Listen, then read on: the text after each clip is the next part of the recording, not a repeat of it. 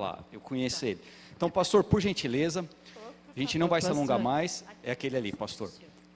Que Deus te abençoe, viu, pastor? Que bênção.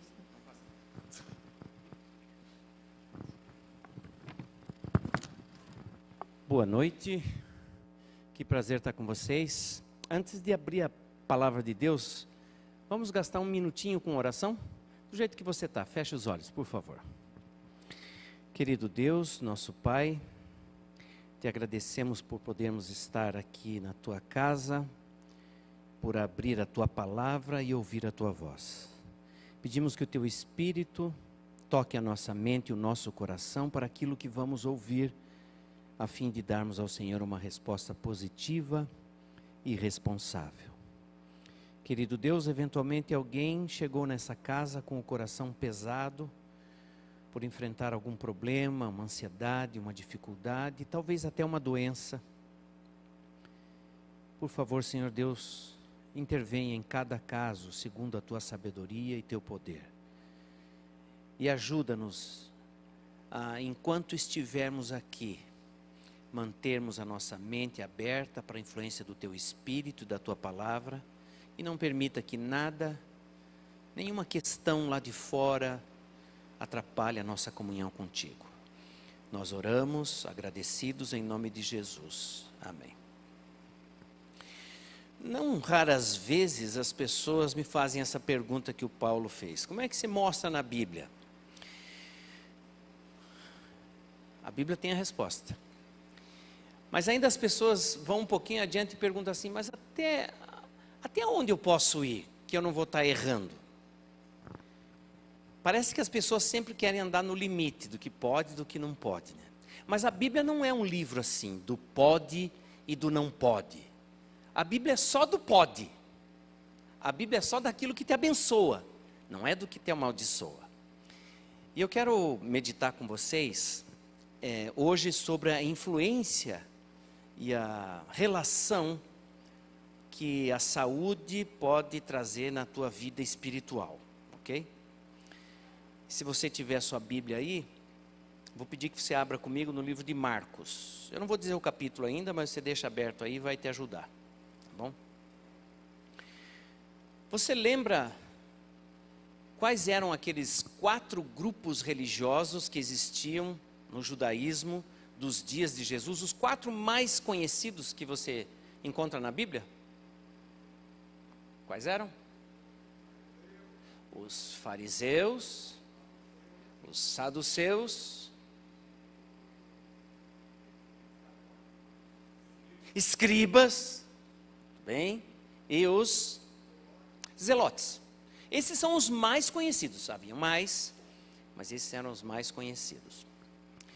Você sabe a diferença entre cada um deles? Não, ok. Vamos começar pelos saduceus. Sempre que você vê essa palavra, essa expressão saduceu, significa que eram os sacerdotes, ok? Os sacerdotes eram os saduceus.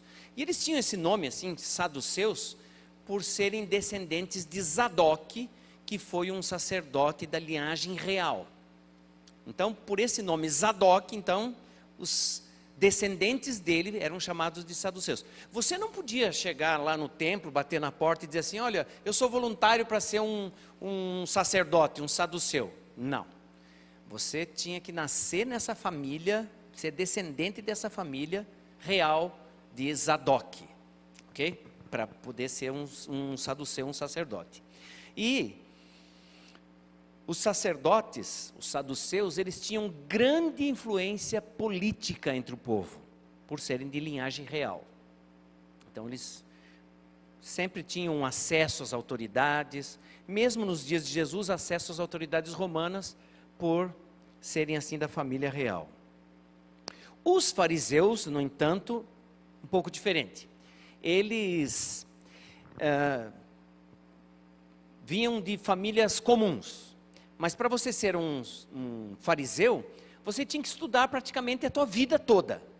Desde o comecinho da tua infância, você tinha que começar estudando para se dedicar a esse trabalho. E O que fazia o fariseu, basicamente? Ele era um intérprete das Escrituras. Ele dizia como a religião funcionava. Eram os fariseus que diziam o que era certo e o que era errado. Eram os fariseus que diziam como você devia entender a palavra de Deus e o que Deus queria para a sua vida.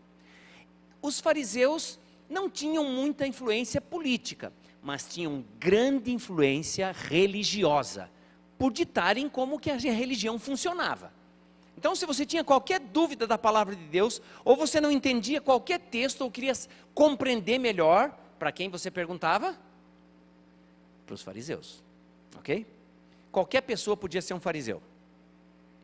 Já os escribas, eles também eram grandes entendedores da palavra, mas o trabalho básico deles era duplicar, copiar a palavra de Deus, basicamente o Antigo Testamento. Eles trabalhavam copiando o dia todo, o dia inteiro, todas as semanas, todos os dias, a palavra de Deus. Por isso eles conheciam muito a palavra de Deus, mas eles não eram assim bons de interpretar. Eles sabiam ao pé da letra onde ficava cada risco, cada sinal, cada letra das Escrituras em suas devidas páginas. Eles sabiam tudo de cor sobre a palavra de Deus, mas não sabiam interpretar. Esses eram os escribas. Qualquer pessoa podia ser um escriba.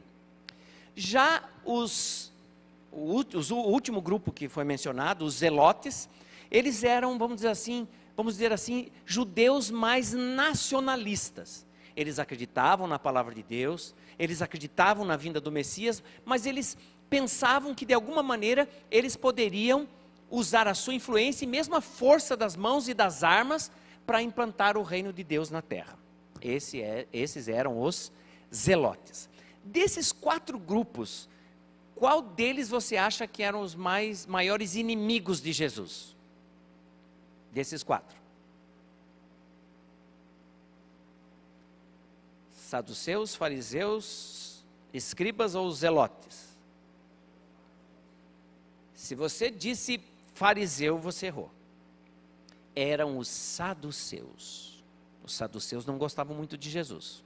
Inclusive, várias vezes eles tramaram a morte de Jesus e mesmo a prisão, bem antes do que aconteceu na sua morte. Eles tramaram a prisão de Jesus antes. Lembram aquela ocasião em que eles mandaram os soldados do templo ir prender Jesus, e eles voltaram sem prender Jesus, e eles perguntaram: cadê? Não mandamos vocês prender? Foram os sacerdotes que mandaram. Eles tramaram várias vezes a morte de Jesus.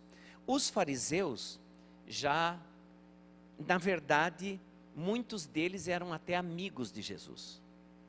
Eles conversavam com Jesus, eles trocavam ideias, e é verdade que alguns deles faziam algumas pegadinhas para Jesus, mas não eram todos. E os fariseus, eles, como tinham o dever de interpretar as Escrituras, eles tinham um código de conduta muito rigoroso. Jesus chegou a dizer algumas vezes que o código de conduta deles era tão pesado que eles mesmos não ousavam carregar, mas colocavam nos ombros dos outros. Tá? Assim eram os fariseus. E esses fariseus, eles traziam nesse código de conduta, nessa ética da religião, uma coisa muito importante sobre pureza. E é fácil da gente entender por quê. Havia algo no centro da religião judaica, hebraica, que era muito importante, e a prática da religião, junto a essa coisa muito importante que estava no centro da religião, os forçava a pensar em pureza espiritual. O que era essa coisa? Que ficava no centro da religião judaica. O templo, exatamente. Nenhuma pessoa podia sequer se aproximar do templo se houvesse nela alguma impureza. O detalhe que causava maior rigor em questão de pureza e impureza entre os israelitas era exatamente o sangue. Uma pessoa contaminada por sangue, ela Não poderia se aproximar do santuário de maneira nenhuma. Existem leis muito específicas no livro de Levítico sobre pessoas que tocavam em algum tipo de sangue, ou pessoas que tinham algum tipo de sangramento no corpo, ou mulheres no período da menstruação.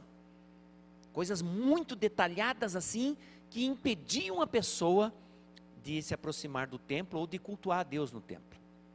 E um outro detalhe, que também fazia parte desse código, era o que os fariseus chamavam de as purificações. Você tinha que ser uma pessoa pura. Será que a Bíblia, ela dá tanta ênfase assim à pureza? Venha comigo, se você conseguir não fechar de Marcos, venha comigo em 1 Coríntios capítulo 6. 1 Coríntios capítulo 6. Veja o versículo 9 e o versículo 10.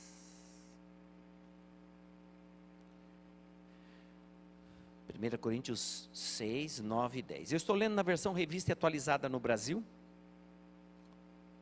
E ela está escrito assim: ou não sabeis que os injustos não herdarão o reino de Deus?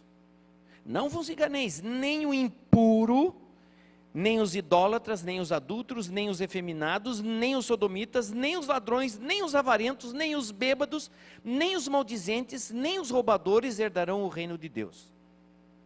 Veja, esse texto aqui foi escrito exatamente por um fariseu, o apóstolo Paulo. Ele era um fariseu. E ele, por ser fariseu, sabia das implicações de purificações. Então, ele está dizendo aqui que tipo de pessoa não poderia entrar no reino de Deus. Agora, veja como ele expande essa ideia e coloca algo que está fora de nós para dentro de nós. Olha só, mesmo capítulo 6, versículo 19 e versículo 20. Acaso não sabeis que o vosso corpo é o santuário do Espírito Santo que está em vós, o qual tendes da parte de Deus, e que não sois de vós mesmos? Porque vocês foram comprados por preço, agora, pois, glorificai a Deus no vosso corpo. Então, algo que era externo, o templo, se tornou algo interno. Nós não temos mais um edifício para adorar a Deus. O apóstolo Paulo está dizendo, você é o edifício. Então a questão da pureza toma agora um outro nível. É muito mais complicado. E essa visão da pureza na Bíblia não é uma novidade, tá? Desde o Antigo Testamento esse conceito está bem aplicado lá. Abra sua Bíblia comigo em Salmos capítulo 24. Vamos ler o versículo 3 e o versículo 4. 24, 3 e 4. Você está comigo? Veja lá. Quem subirá ao monte do Senhor? Pausa aqui, vamos dar uma pausa. Ele perguntou, quem subirá ao monte do Senhor? O que é isso, o monte do Senhor? O que você acha que é? O templo. Várias vezes nas Escrituras, o monte do Senhor significa o templo onde Deus é adorado. Ok? E olha como é que ele continua. Ele pergunta, quem subirá ao monte do Senhor? Quem há de permanecer no seu santo lugar? Está falando do templo. Quem vai? Quem é essa pessoa? E ele responde, o que é limpo de mãos e puro de coração, que não entrega a sua alma à falsidade e nem jura dolosamente. Veja como esse conceito de pureza é bem visto lá, é bem aparente no Antigo Testamento. Pureza de vida, pureza de mãos, pureza de coração. Às vezes nós somos levados a pensar que nem sempre importa muito o que você faz com o seu corpo, porque afinal ele vai ser transformado, né? A Bíblia diz isso, nosso corpo vai ser transformado num abrir e num fechar de olhos, isso é verdade. Então, já que vai ser transformado, não importa muito o que eu faço com ele. Será? Quem vai subir o monte do Senhor? Quem vai permanecer no santo lugar? Aquele que é limpo de mãos e puro de coração. Aquele que leva a pureza da vida muito a sério. E assim eram os fariseus. Veja comigo no capítulo 7 do livro de Marcos. Marcos capítulo 7. Nós vamos ler alguns versículos, porque esse texto aqui, que nós vamos usar agora, é bastante conhecido de todos nós. Mas, vamos tocar em alguns pontos muito importantes aqui. Estou começando no versículo 1. Ora, reuniram-se a Jesus os fariseus e alguns escribas vindos de Jerusalém.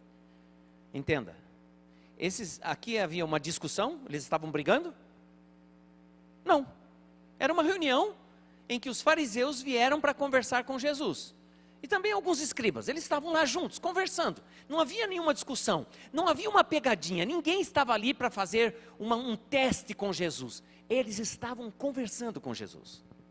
Então, e o versículo 2 diz: e vendo que alguns dos discípulos deles comiam pão com as mãos impuras, isto é, por lavar. Entenda aqui. Qual era o problema? Era a comida ou a impureza das mãos? Comida ou impureza? Impureza das mãos. Quantos discípulos? Todos eles? Não, alguns. Aconteceu assim. Estavam na casa lá e chegou talvez na hora da refeição. E as pessoas trouxeram a comida. E o que era a comida mesmo? Você leu? Qual era a comida? Carne do quê? Galinha? Ovelha? Boi? Qual era a comida, gente? Pão. A comida aqui é pão. E os discípulos foram com a mãozão lá e pegaram. Note, a questão aqui não é que eles estavam com a mão suja. Não é que eles foram lá ordenhar a vaca e voltaram com a mão daquele jeito. Não. Não é que eles foram cuidar das ovelhas e entraram em casa sem cuidar das mãos. Não é nada disso. Eles já estavam na casa, estavam com Jesus lá. Apenas colocaram a comida e os discípulos foram direto pegar. Eles deixaram de praticar uma das purificações. Uma das cerimônias em que as mãos eram lavadas cuidadosamente, não para tirar sujeira, mas para seguir uma tradição. Então, os discípulos foram com a mão direto lá, sem fazer essa cerimônia. Porque o texto do versículo 3 e versículo 4 explicam muito bem que os fariseus têm várias dessas cerimônias. E até lavagem de camas. E não é uma coisa assim muito estranha até. Porque nós, cristãos, nós pegamos algumas cerimônias deles assim de purificação. Você lembra uma cerimônia de purificação que nós aprendemos com o judaísmo e trouxemos para o cristianismo? Você lembra? Uma cerimônia com água? Hã? O batismo. O batismo é uma cerimônia judaica. Não foram os cristãos que inventaram. E era uma cerimônia de lavagem das impurezas espirituais para você se apresentar puro diante de Deus. Nós aprendemos isso do judaísmo. E os fariseus olharam aquilo e aí perguntaram a Jesus: por que não andam os teus discípulos de conformidade com a tradição dos anciãos? Diz o versículo 5, mas comem pão com as mãos por lavar. O problema aqui qual é? O problema é a mão suja? Não. O problema é o pão, é a comida? Não. Qual é o problema? Não viver segundo a tradição, as cerimônias. não fazer aquela cerimônia. Por que isso era tão importante para eles? Porque o templo era o centro da vida espiritual deles. Só que estava ali alguém que era muito mais importante que o templo. Quem era? Jesus Cristo. Jesus era muito mais importante que o templo. Ele estava ali. E eles não estavam dando importância para Jesus. Então, Jesus faz uma reprimenda e diz: vocês são hipócritas. Porque vocês elevam a tradição de vocês, está aí no texto, e vocês deixam de obedecer os rudimentos da fé. As coisas mais básicas vocês não fazem, mas exaltam a tradição de vocês. Não é assim. E olha que interessante. Veja aí o versículo... vai direitinho lá para o versículo 14. Veja o que está escrito lá. Convocando ele de novo a multidão, disse-lhes: ouvi-me todos, entendei. Nada há fora do homem que o possa contaminar, mas o que sai do homem é que o contamina. Para quem Jesus falou isso? Para uma multidão. O texto diz bem claro. Agora saiba o que aconteceu. Jesus estava dentro da casa conversando com os fariseus, com os escribas, os discípulos estavam ali. Houve aquele negócio do pão, fizeram aquela pergunta. Jesus disse que eles estavam exaltando a tradição em vez de a palavra de Deus. Então Jesus saiu da casa, convocou as pessoas que estavam ali fora, que eventualmente não conseguiram entrar para ouvir o que Jesus ia dizer lá dentro. Convocou todo mundo e disse: venham aqui, olha só. Não é o que entra dentro do homem que o contamina, mas é o que sai que contamina. E olha o que o texto seguinte diz, o versículo 16. Diz assim: então, o final do versículo 17. Quando entrou em casa, deixando a multidão, os discípulos o interpelaram sobre a parábola. Então ele foi lá fora, conversou com a multidão, explicou, e ele voltou para dentro da casa, e os discípulos agora perguntaram: como é que é isso, Jesus? E Jesus responde: vocês também não entendem? Versículo 18. Não compreendeis que tudo que de fora entra no homem não o pode contaminar? Porque não lhe entra no coração, mas no ventre, e sai para um lugar escuso? E assim considerou ele puros todos os alimentos. Olha que coisa boa. Então aqui Jesus está dizendo que você pode comer o que você quiser. Acho que não, mais devagar, não tão rápido. Veja, quando Jesus disse que não é o que entra no homem que o contamina, mas o que sai do homem que o contamina, Jesus estava falando de questões espirituais ou questões materiais? Quando ele disse, não é o que entra que contamina, é o que sai que contamina, Jesus estava falando de coisas espirituais ou coisas materiais? Espirituais. E já já você vai entender por quê. Ok? Então Jesus não está falando de coisas materiais como alimento. Quando o texto diz que Jesus considerou puros todos os alimentos, quer dizer que ele estava dizendo assim, que aquele alimento que estava sendo servido, e qual era mesmo? Carne do quê? Galinha? Não. Coelho? Rato? Porco? Qual era o alimento que estava sendo oferecido ali? Pão. Não era o pão comido sem participar das cerimônias que torna você espiritualmente impuro. Não é isso que torna você espiritualmente impuro. O que é que torna você espiritualmente impuro? Veja, Jesus explica. Ele diz lá. E dizia, versículo 20, o que sai do homem é que o contamina, porque de dentro do coração dos homens é que procedem os maus desígnios, a prostituição, os furtos, os homicídios, os adultérios, a avareza, as malícias, o dolo, a lascívia, a inveja, a blasfêmia, a soberba e a loucura. Ora, todos esses males vêm de dentro e contaminam o homem. Entendeu agora? A questão que faz você ser uma pessoa impura é você estar espiritualmente impuro. E como é que você chega nesse ponto de ser espiritualmente impuro? É quando você deixa de ouvir e obedecer e ouvir a voz do Espírito. Quando nós obedecemos a voz do nosso gosto, da nossa vontade, o que a Bíblia chama de a vontade da carne, ela produz frutos muito interessantes. Veja comigo, abra sua Bíblia comigo, em Gálatas capítulo 5.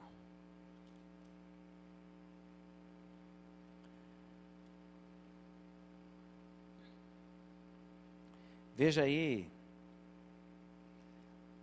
o versículo 19.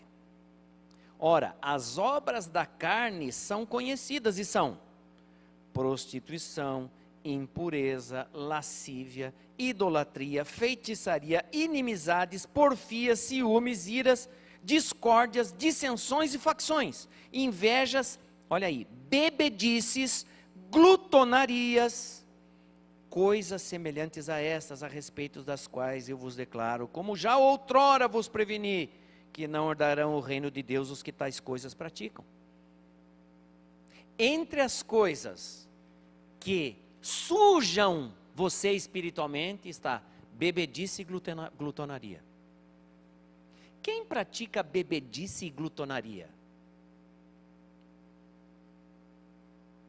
Eu vou fazer a mesma pergunta com outras palavras.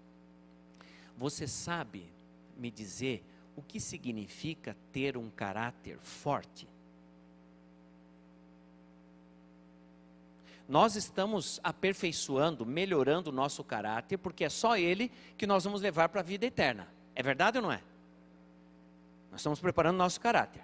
Você precisa ter um caráter formado, um caráter forte. Diga para mim, você está fazendo isso. E o que é ter um caráter forte?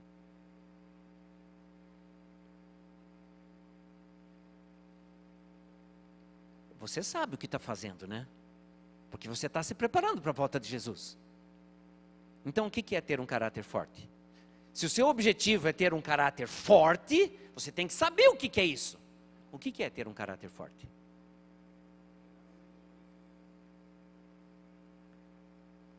Na prática,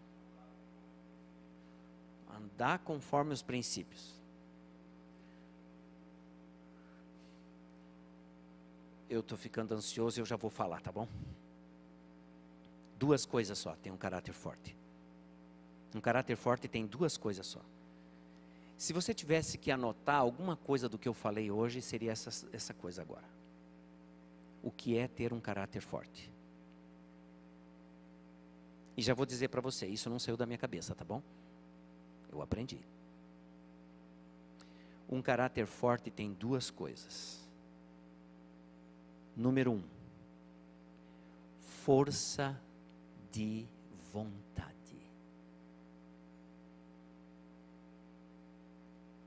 Uma pessoa com caráter forte tem uma vontade forte. Vontade do quê?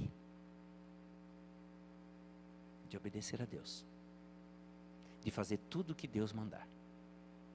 Essa vontade de obedecer a Deus é mais forte do que a vontade de fazer a própria vontade.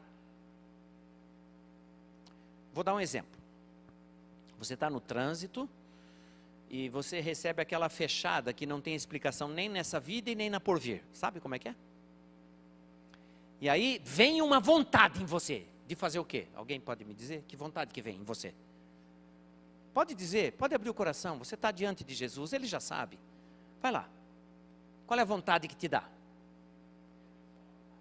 Buzinar? Fazer um gesto? Né? É essa vontade que dá.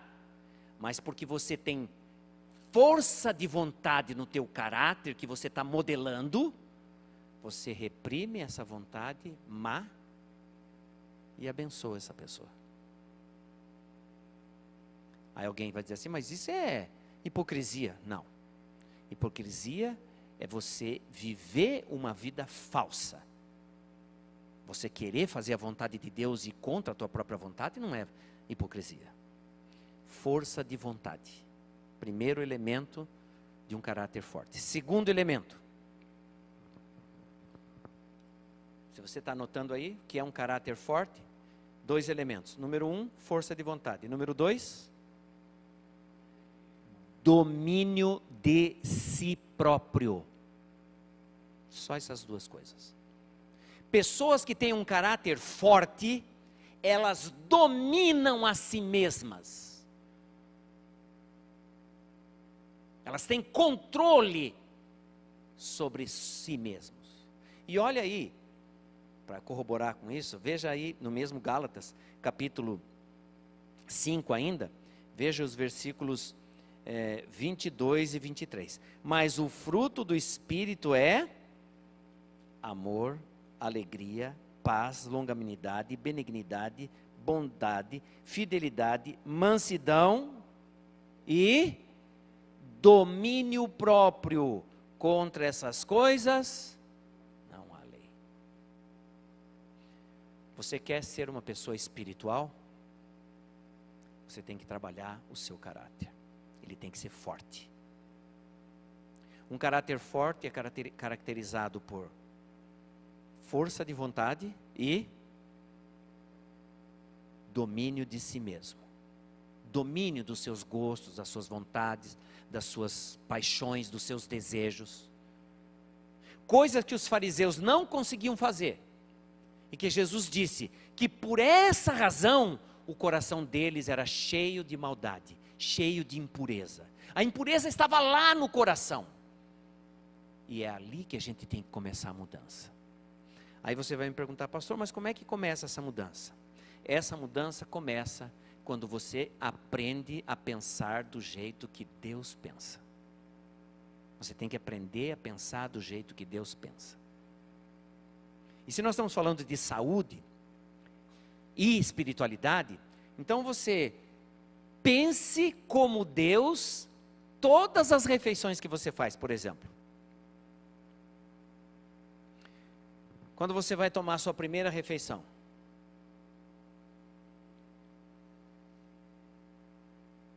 o que Deus pensou para a sua primeira refeição? O que Deus pensou para a sua hora do almoço? Como que Deus pensou que você deveria usar os alimentos? Eu não quero me aprofundar nesse tema agora. Paulo tocou nele, mas eu não vou me aprofundar. Raciocine um pouquinho. Será que Deus pensou os animais para serem vítimas da nossa vontade de comer carne? Será que foi isso que Deus pensou para os animais? Quando Ele os criou? Quer ver outra coisa boba? Quando Deus pensou na fruta,